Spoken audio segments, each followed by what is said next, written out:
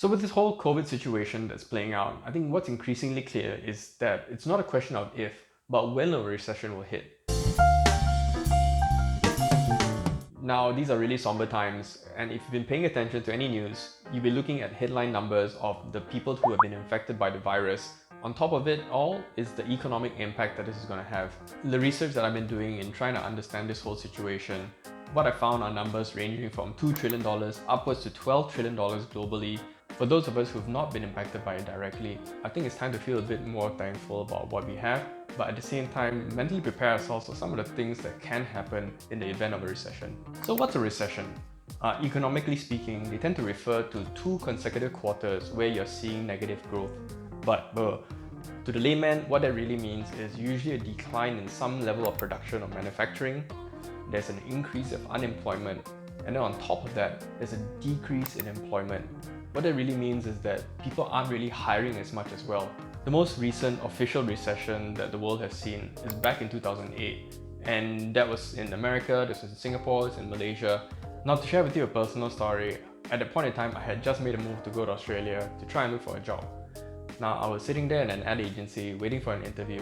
So I remember looking down an article talking about how a janitor role in Sydney had 900 plus applicants. That was the extent of how bad it was during that period. So let's look at some of the things that we can do to focus on to improve our situation. The first thing you can do is look ahead in time. If you're an investor right now and you're holding on to some losses, don't sell. Now, depending on your investments, odds are you'd have done some level of analysis and you've made a decision in the past that this was a good buy.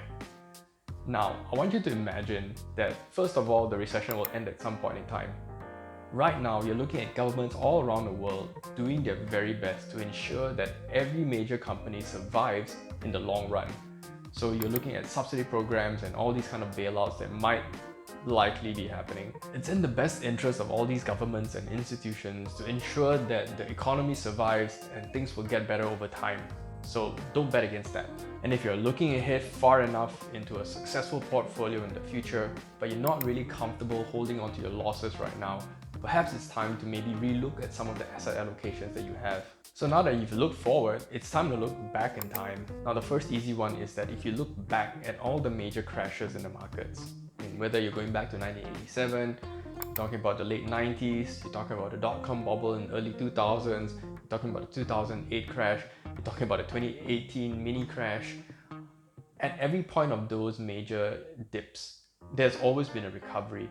Some might have taken longer than the others, but it always gets back up. Another useful thing you can do while looking back in the past is checking out this philosophy called Stoicism. Without going into too many details, one of the key pillars behind it is this idea of impermanence. Things will never last.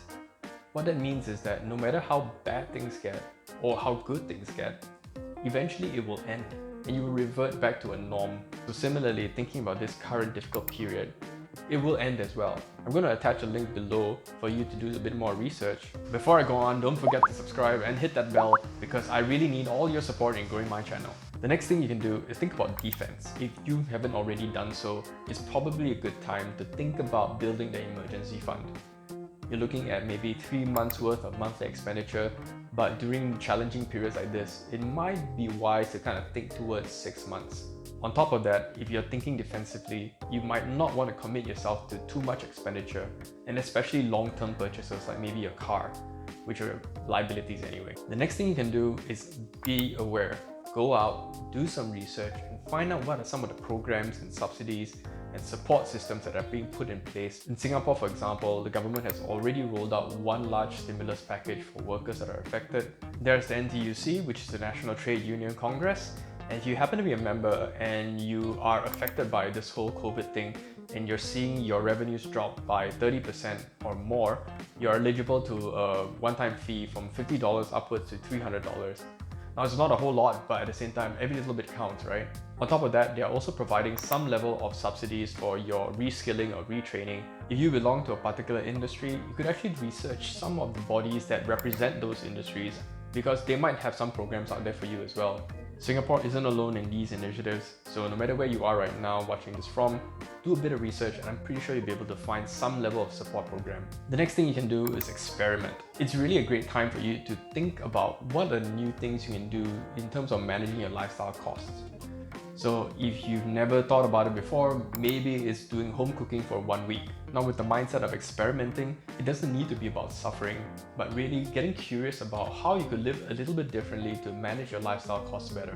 The next thing you can do under experiments might sound a bit like a government message, but it's really thinking about what skills would you like to acquire. If you go down the path of self-learning, there are all these online courses from Udemy, Coursera. Look for what's interesting to you. Or maybe you can think about it from what kind of skills would complement your current career. Another way is that if you're Singaporean or you happen to have a government that's supporting you in reskilling, you might have credits that are given to you as a citizen to help you subsidize some of the costs in these courses. Now, the final tip I have for you guys is to be kind. Firstly, it's extending kindness towards others. So if you've got your favorite coffee shop, your favorite store, it's really a time for you to try and lend some support to them and be a good customer. Now, it might be difficult, especially if you're living under a curfew right now, but what I'm referring to is that as soon as this thing blows over, what usually happens is people get afraid and they don't want to go out anyway. But if you're okay and the situation is returned to normal, I really encourage you to kind of go back out there and support some of these local businesses because they really need you right now. Governments have already anticipated that the return to norm is going to be very slow, so every bit of your support really makes a difference to these guys. The second bit about being kind towards others is actually towards strangers. Now during this crazy period, you're seeing all kinds of nonsense happening, from stupid behavior in supermarkets, crazy people on social media, and it's completely normal for us to get very agitated when we read some of this stuff. But at the same time, to manage our own emotions as well, we kind of have to remind ourselves that a lot of these people are really acting out of fear and perhaps some out of ignorance. So forgiving them mentally helps us emotionally as well. The final bit about being kind is really being kind to yourself. Some of us might have really big ambitions that might not be able to be met. Some of us have self-expectations, whether you're a provider and you might find it a bit difficult in this period. It's very easy to go into this mode of self-blame and feeling as if that we failed. So because of that, I really think it's important to acknowledge that this is really an abnormal period in our lives. Adding on additional stress is really not going to help. So what we can do really is shift the focus a little bit back towards gratitude. And this is something that I do and I've been doing a lot more recently as well. It's really waking up in the morning and being thankful that, yeah, I've got a roof over my head, I've got food on the table, my loved ones are thankfully unaffected. I think it's important to kind of keep remembering those things and feeling that sense of gratitude. So it's time for me to take some of my own advice, and it's time for you to hopefully pick up some of those tips and refocus ourselves on things that really are within our own control. And hopefully we can all make it through this difficult period together and come out alright.